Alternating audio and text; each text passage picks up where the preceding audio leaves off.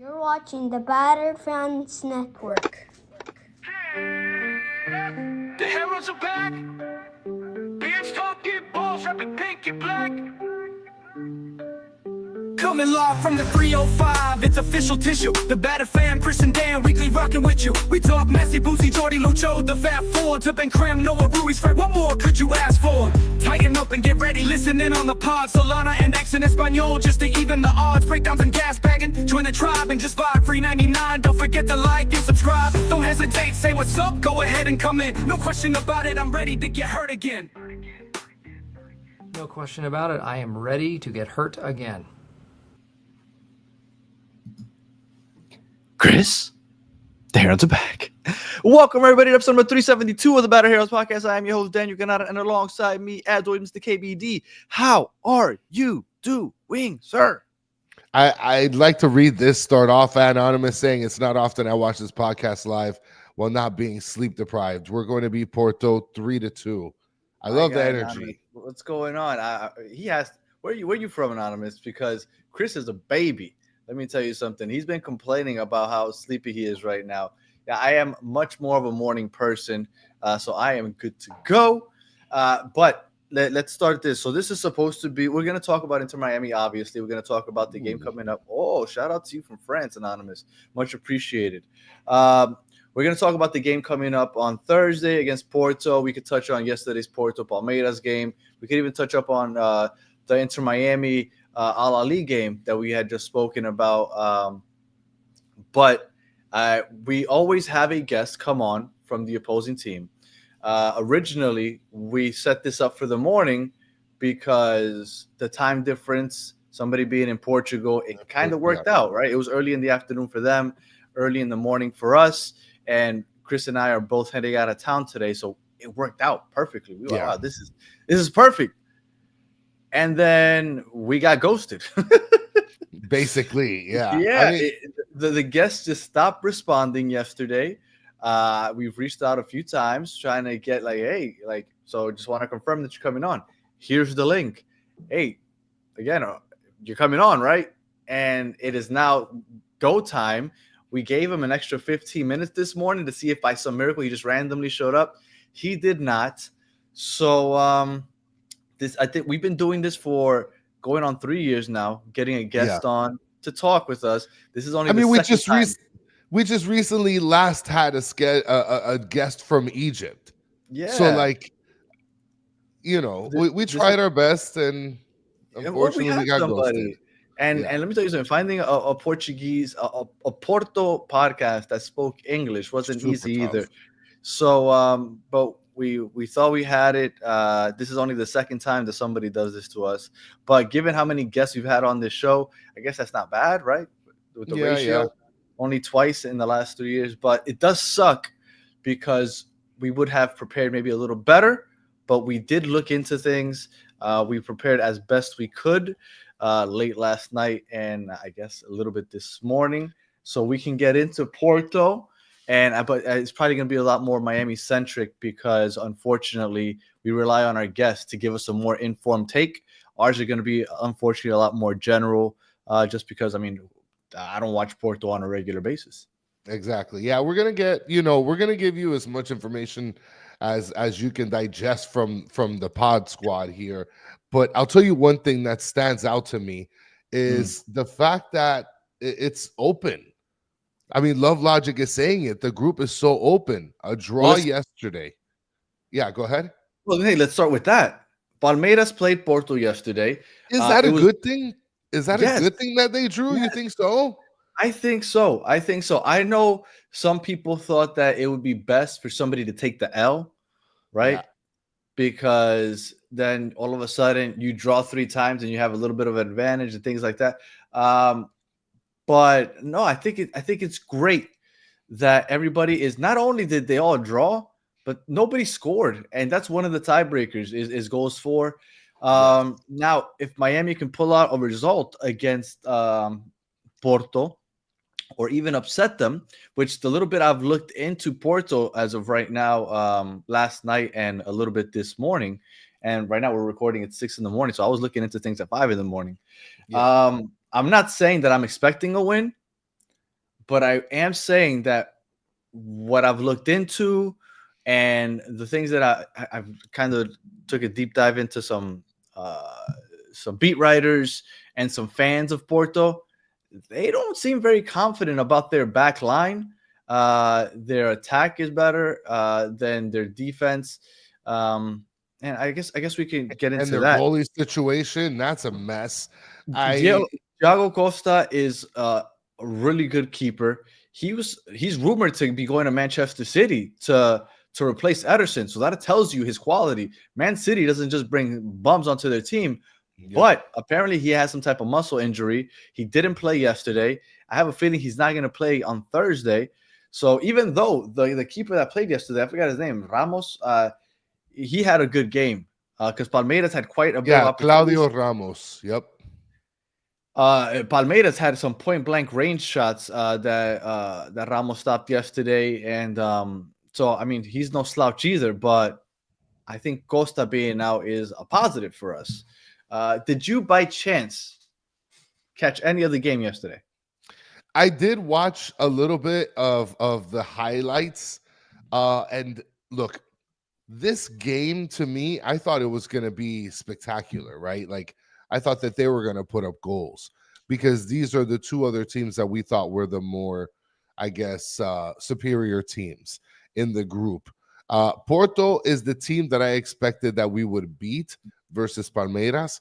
But at this point, looking at the way that the game played out, I could see us getting a win. And I don't want to say easily, but I can expect it going against Porto. Palmeiras, I could sort of see maybe getting a win, tying, with a goal apiece or something like that. I do expect that we can be able to get out with a win against Porto. I mean, look, Beast is saying Porto's really going to be hard. I hope it doesn't get embarrassed by 5-6 goals. I don't think we're going to be Auckland. I mean, what a disaster that was. They got beat by FC Bayern by 10 goals. I mean, that was a mess. That is one thing that this tournament's going to do. It is going to expose the level of play by a couple leagues, right? And I mean, supposedly the goalkeeper for that team was riding a forklift a couple days before flying over here. I'm not even lying. No, I believe you. But what I'm saying is MLS, look, Ahly, best team in Africa, we drew. We played a good second half. Should we have won? Maybe. Should we have lost? Maybe. But that's a decent showing, right? The Seattle Sounders, we're not talking, well, maybe on the MLS show we'll talk Seattle Sounders, not on here. But I will say, and shout out to Mo, one thing that I will say about the Seattle Sounders is they played against the Copa Libertadores champs. Yeah, no, they did. And not only that, but at the same time, I mean, Danny, it's tough. That's tough for sure. Yeah, you were saying? No, that the Sounders, they played against the defending champs for Copa Libertadores, best team, 2-1 best league in South America. Gregory's on that team, and they played a good second half. They probably, if you watch that second half, the Sounders were on the front foot. They could have and should have possibly gotten a result, at least a point, maybe even a win. Well, yeah, they should have gotten a win, and not only should they could have possibly gotten the win, especially with the way that they were playing in the second half. But let me tell you, they played very confidently in the second half against a pretty aggressive team. Look, that helps to show that we as MLS, right, are kind of competing against these teams that don't have their salaries capped. No, and like I said, the MLS should have scored 3. And I'm saying Seattle should have scored 3 goals in the second half. Yeah, Seattle looked good. And I know Will from MLS Moves hates it, and he's hating on it because he hates. That has to be investigated. What's his hate for Seattle? Seattle, I thought looked good. That's the Pittsburgh Steelers of the MLS. But again, just wanted to put out there that the MLS is looking much better than that. I forgot what team it was that lost 10-0. Well, I can't wait to talk about this game. let's get started as far All as right. like the expectations and stuff here. All right. So how are you feeling Inter Miami? And we're gonna get into Porto and a little bit that we looked into Porto. But before we do, Inter Miami's wise, how are you feeling about the game? Well, I mean, I'm feeling pretty good about it, especially seeing after Porto and Palmeiras played last night. As far as like, for example, I don't know if you wanted to get into the starting lineup, right? Yeah. On what we're going to be thinking is going to be the starting lineup. We're a little stretched thin, as you could see from the bench that we had last game. I feel like we're still going to see a Toto Avila start, and Okay. I still don't believe that Jordi Alba is going to be ready. You don't And I think Jordy? don't. Okay. Do you think that Jordi Alba is going to be ready? And on top of that, they play him in Atlanta. I do. I'm expecting Jordy. Now, this is what sucks about doing a preview show 4 days before the actual game, is that Yes. usually we'll do it like the day before. Yeah. Um, We don't get full any dis- full di- updates. right. Full Yeah. disclosure, Chris and I will be heading out of town today, so that's why we're doing it so early. Yeah. But yeah, and shout out to Edmundo. But I do think he was doing light individual work towards the end of last week, right? Thursday, Friday. That's a whole week later. I hope he's good to go. I think that changes our play. I Oh, think that we are a absolutely. lot more dangerous. Watching that Porto Palmeiras game, I'll get into. I guess I'll get into a little bit of that before we get into our starting lineup. Watching that Porto Palmeiras game, one thing, this was a bad season for Porto by Porto standards. They ended up third in the league. When I was Yeah. looking into the beat writers and even the fans, they've all trashed the team for looking so poor. The defense has been apparently abysmal. Pepe, for those of you who know the legendary Pepe, Real Madrid for a decade, went back to Porto to end his career. He retired at the end of 2024 season, and apparently they had a hard time adjusting once he left, and they had a new coach that completely changed their style. They went to a back three, which plays like a back five when they don't have the ball. Yep. But from what I saw yesterday, Palmeiras, they couldn't go wide. But when you have the wingers or the wide players making diagonal runs into the box, you can find them with a good through ball. And they were getting opportunities while in the box. So there weren't a lot of opportunities for crosses. But if you have those diagonal runs from those wing players, which we don't, outside of Allende, we don't really have anybody that does that. But if Messi can catch Allende down the right side with something like that, I think we have a chance. But Porto's defense is very shaky. Yeah. They were saying a lot of people were saying that Marcano is their best defender, and apparently everybody thinks he is not that great because they're like, oh, so many people were joking like, Marcano is our best defender. That's never a good sign. So I'm assuming that's if he's terrible. their best defender and everybody's making that joke, their defensive line is crap. Also, their starting keeper is injured. So their defensive back line isn't good. They defend with five.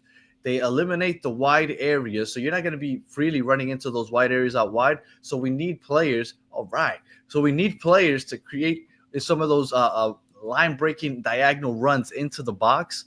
So that's what we're looking to see. And they like to play the counter.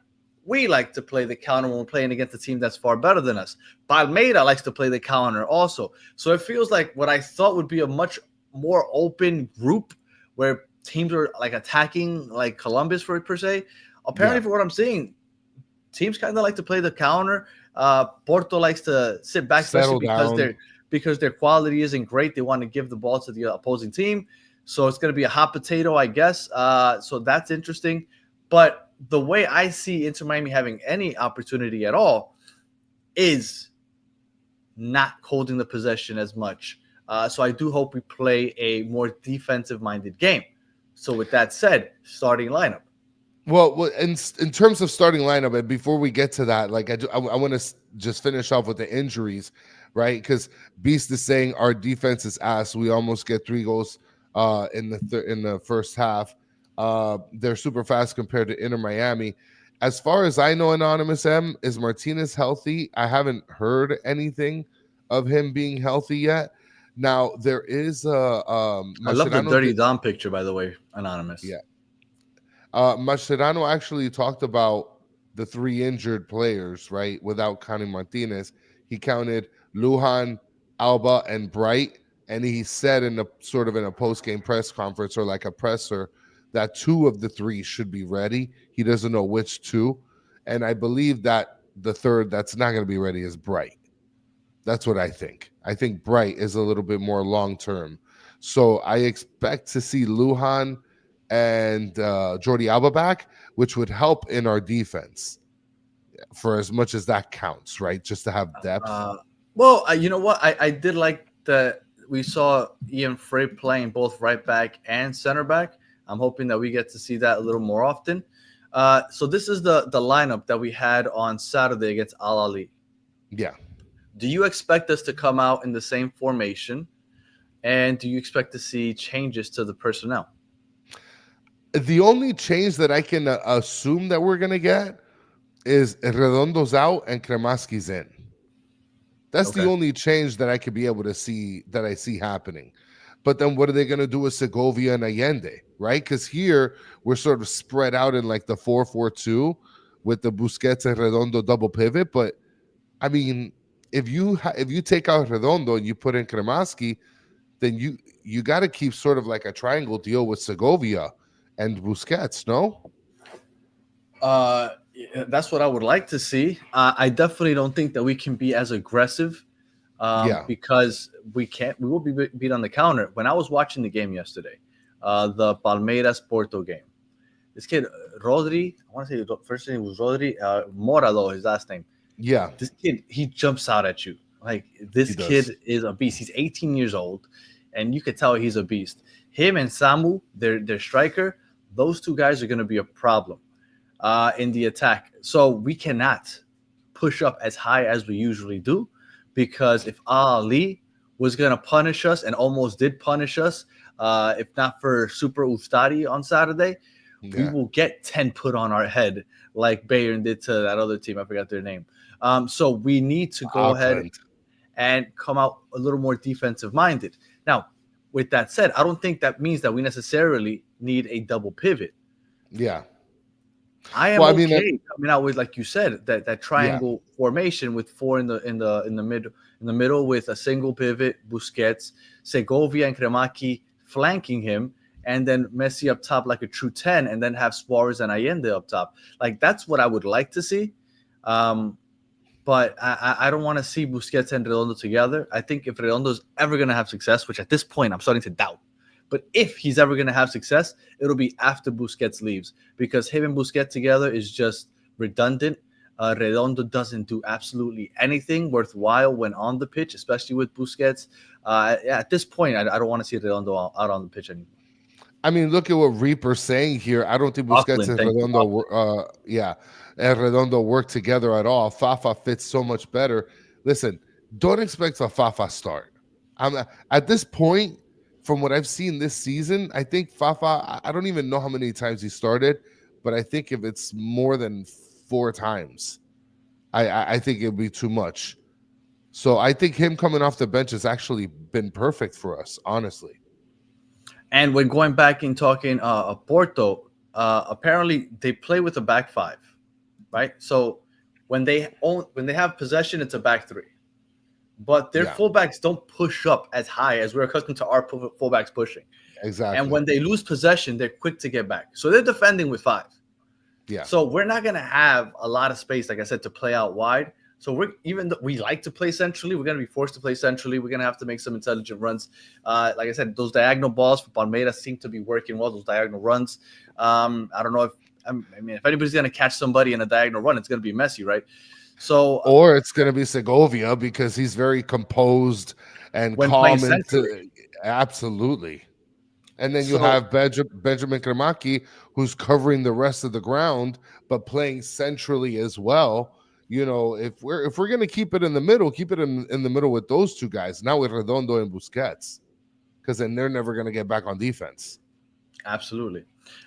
So getting into Porto real quick, because the Porto's expectations, everything that I looked into, they're all saying they got to make it to the quarterfinals, possibly semifinals. They had such a bad year last year, even in the European competitions. I believe it was in the Europa Cup. They got eliminated early in the knockout stages. They were third in the league. Their defense, they said, was absolutely horrible, especially against the counter. So they get beat on the counter quite a bit. Yeah. And Samu had 25 goals last year, 19 in the league. He is their young striker. He stands out. He was taking players one-on-one yesterday. Rodrigo Mora, right here, 18 years old. He played 21 games last year, 10 goals, 4 assists. And I was watching him yesterday. He looks like a Kremaki with his hair, but you could tell that he's a baller just while watching him. And then you have Fabio Vieira. That's their 10, and he's been supplying some pretty good productivity for them as well.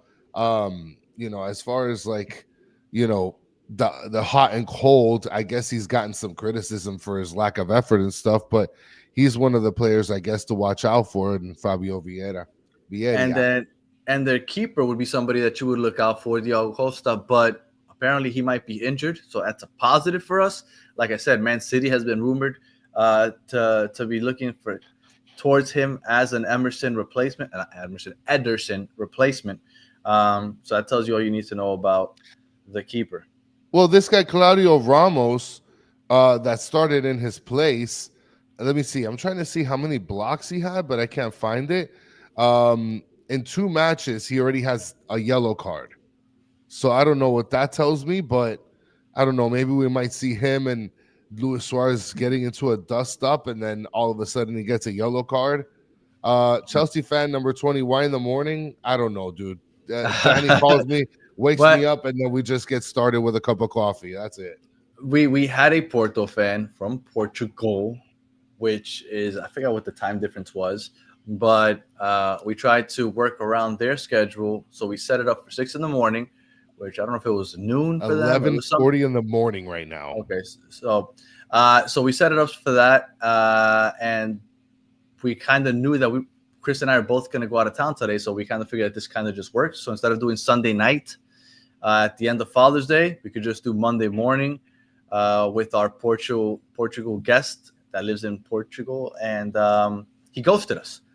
So instead of doing it last night on our own and maybe being more prepared, he ghosted us. So we are here early in the morning like originally scheduled, and we're kind of just freestyling. But like I said, we looked into it on our own. Go ahead. Look at this. Anonymous M says Segovia has played 2 times against Porto, 1 win and 1 loss. Hopefully he plays well this game. He came from the Portuguese league. Remember, we had a different Portugal guest that actually covered the league from England that joined us back in like February. Yeah. And so this was the Porto side yesterday. Yeah, go ahead. So this was the Porto side yesterday. That's good. Yeah.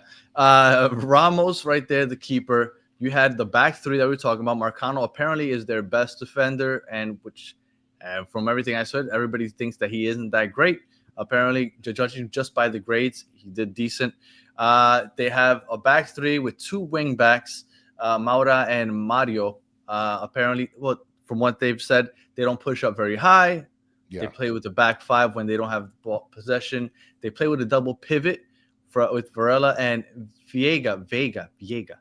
Now, this kid Viega, I think that's how you pronounce his name. He just arrived to Porto. Yeah. Okay, so everybody has a lot of high hopes for him. He was in Saudi, and he was getting paid much more, and he took a pay cut to go back to play in Europe because he wanted to make sure that he had a decent European career rather than just bank over there in Saudi. So there's high hopes that he can help a lot more in the midfield defensively, and also with a lot of progressing passes, because apparently their midfield was also lacking last year. So Gabi Vega is somebody to look out for. And then their front 3, Mora, Vieira, and Samu, are probably going to be the biggest problem for us. Mora and Samu look like beasts, I guess, honestly, against Palmeiras. Samu, you could tell he could take players on one-on-one, almost to a fault. 19 goals. Yeah, in 30 appearances.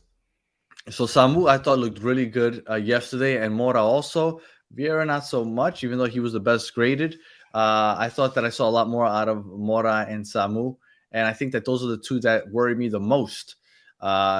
Now, how are we going to do to defend? I don't know. If they're just playing the counter, we definitely can't play a high line. But that's the Porto side. So this is what we expect to see. A 3-4-3 that changes to a 5 in the back, so a 5-2-3 when we are in possession, and they're going to be looking to counter. Well, we also got this guy Mora, who's the Ben Krem lookalike. He doesn't have that much experience. That dude's a baby. He's 18 years old. He wasn't graded that well, so that's not good for him. The goalie got the best grade. I mean, I guess that's what you get in a 0-0 draw. Ramos with an 8.8 ranking there. I actually like the fact that if they're and hold on, Henry is saying, Danny and Chris, I watched the match of Palmeiras versus Porto. Man, they're fast, but I still have hopes on Miami. Listen, we talked about it earlier. This group it's wide open. It's wide open what's happening right now. And it's a good thing. Danny's tricked me, okay, that everybody's tied. Everybody's 0-0. Everybody's got that 1-pointer, okay? But I think we can get one over on FC Porto, Danny. And this is where it's at right here. Edmundo To is saying, honestly, I think this is going to come down to beating Palmeiras in the last game. Unfortunately, I think that's where it's going to arrive to. So Porto expectations, they expect to make it to the quarterfinal or semifinals. Formation and tactics, we kind of just told you, they like to play the counter. They play with 3 in the back when in possession, 5 in the back when out of possession. And then players to watch.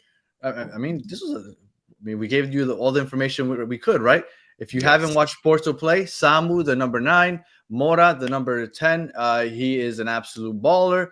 And then Viega as the double pivot, or one of the double pivots, he is going to, what they're counting on being the machine in the midfield to kind of win the ball back and connect the back line to the front line.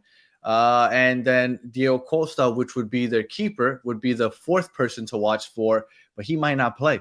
So that is your players to watch. We gave you the formation. We gave you the tactics. We gave you their expectations. And we have nobody here to whisper into Mascherano's ear, unfortunately. But I'll go ahead and whisper into Mascherano's ear. Play defensively. Stay back. Don't play a high line, and let's hope for a little Messi magic. Messi to Allende, one of those diagonal runs into the box. Hopefully Allende can finish. I think Allende. Hopefully Alba plays. Yeah. Hopefully Alba plays. I do think that Allende might be the X factor here. And that's what I would tell Mascherano. Chris, good. Yeah, and Henry's saying, any news about Brian Baltasar? Listen, Baltasar being on this lineup was a complete surprise to me. Okay, and Bright, we haven't heard any new news. If we have Bright, I think that'd be fantastic because Redondo would be seeing the bench. And Baltasar, I mean, at this point, it's funny, as I say, he hasn't played more than 20 minutes. But, it is what it is. I mean, he's what we have available, I guess.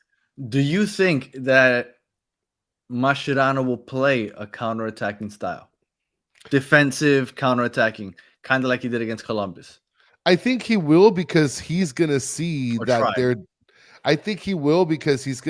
their defense is kind of suspect. And so if we work well on the counter, listen, and I think Jordi Alba would be the catalyst for this.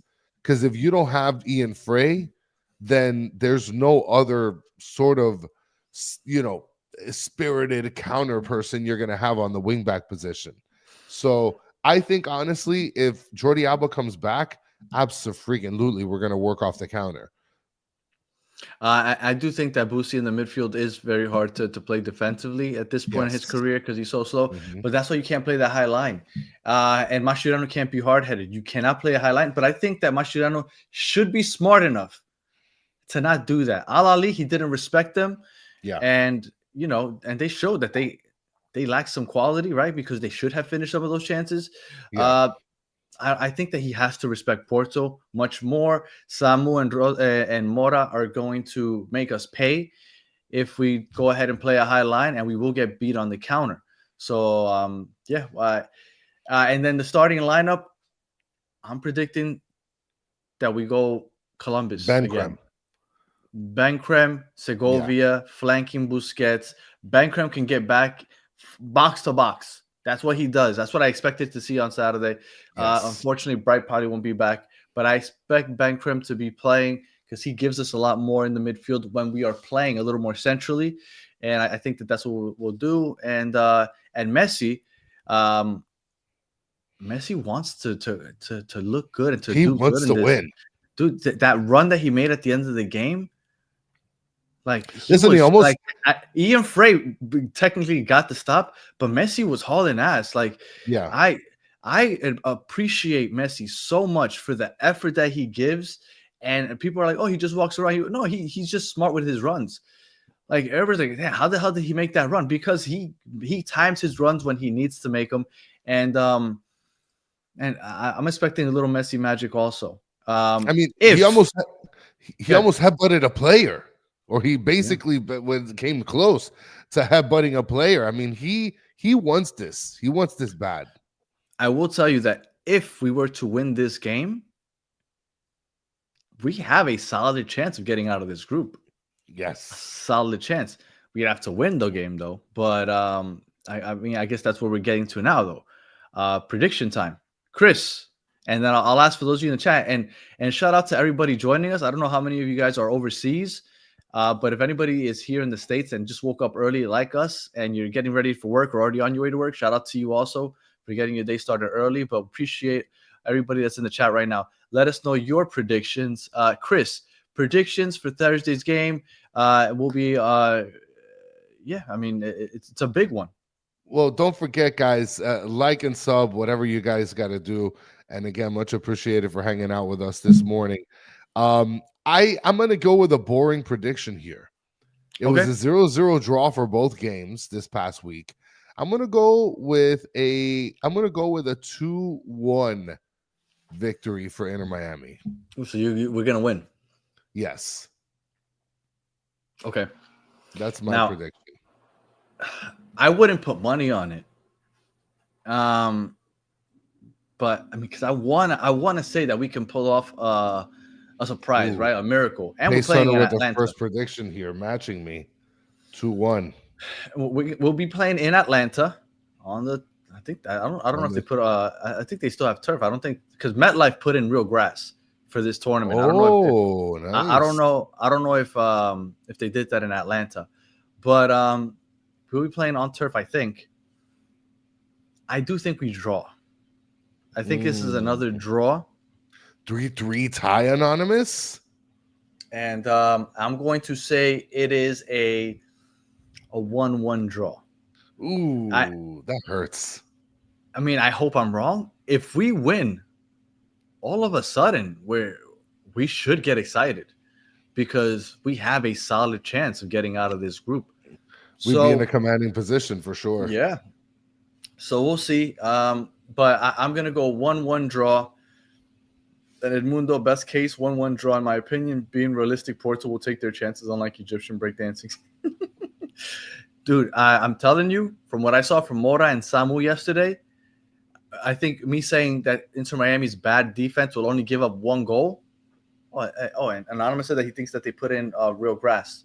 Oh, okay. I haven't looked into it. Yeah. I think I'm being generous.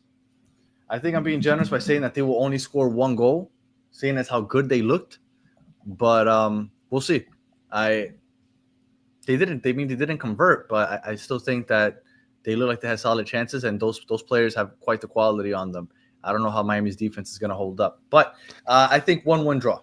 I do see here there is an article that Mercedes-Benz Stadium was installing real grass for the FIFA Club World Cup. Awesome. So there you go. Yes. All right. Hybrid, so Jordi Alba should be and could be playing. And then I'll leave it with this last question, and then we'll cut it here. And by the way, Las Garzas coming on at 7 a.m. We're gonna be coming on at 7 a.m. Las Garzas to cover Saturday's game and preview this game in Palmeiras also. Chris, X Factor. Give me your predicted X Factor, and we'll close it out after that. My predicted X Factor is gonna be Benkrem. I feel like Ben Krem is typically like the X factor aside from like counting the Barca boys. I don't want to count them because I feel like they're like automatic X factors. Yeah. But I'm gonna go with Ben Krem. The way that he Okay. plays typically shows which way we go sometimes. If he has a good game, we're having a good game for sure, especially in the Yes. midfield. Okay, that's a good one. I'm gonna go with Super Uftari. I Okay. think he's gonna have to come up big again a couple times because Samu and Mora will get shots on goal. I think. Oh, and Jordi. Okay, that's another good one if he plays. But I'm gonna go Uftari. Uftari is gonna have to have a big tournament, period, because we will face goals. Suarez is the next factor, yeah. But we'll see. Yeah, I think honestly, Suarez is an X factor. For there was other people asking earlier in the chat if Obando should start over Luis Suarez. Guys, let's not do this. Let's not do this early in the morning. Okay. I think Obando is fine where he's at. He shouldn't get the start over Suarez. I don't think he's going to make such a huge contribution over Suarez. And then Beast is saying Porto fans are gonna mock Messi for sure by Ronaldo name. Yeah, that could happen. But hey, there's nothing like spicy Messi. Get Messi upset, see what he does. Yeah, So let's go. All right. And Edmundo, Ustari pulled rabbits out of multiple hats last game, but I don't see that happening again. Hey, let's see. I didn't see it happening the first time. Like I said, Porto has much more quality in the attack, but we'll see.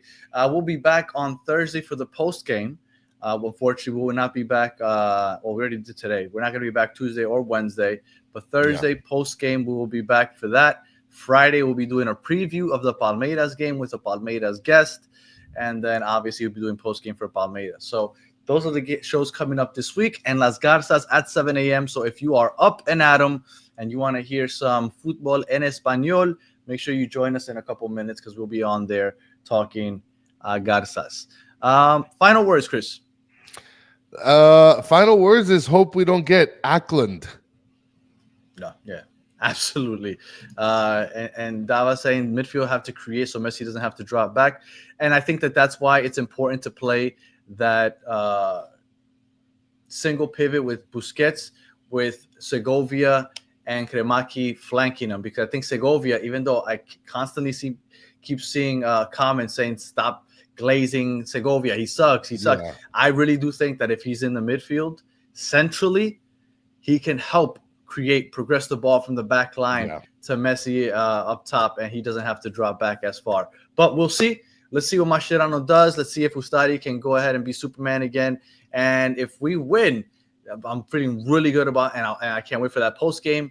If we draw, I still feel good because I still think that's a good result for this Inter Miami team, which a lot of people were expecting to not get any points. And if we lose, it is what it is. But that is it for this Cafecito with the Herons. We appreciate everybody hanging out with us, and we'll be back on Thursday and 7 o'clock for Las Garzas. So until the next one. Oh, wait. Let me get my usual sign out. If you're listening on audio, we appreciate you listening all the way to the end. Please leave us 5 stars, comment, review, all the good stuff. If you're watching on YouTube, if you're watching live, shout out to you for either being up early or catching us live from another part of the world. We appreciate you hanging out with us. Please leave us a like and subscribe if you haven't already. And as always, in the chat, you guys are the best. Henry says, if Miami wins, it's success for MLS. Absolutely. I think MLS is going to show that we aren't as bad as people around the world think. And we'll be back. So until the next one, have a good one.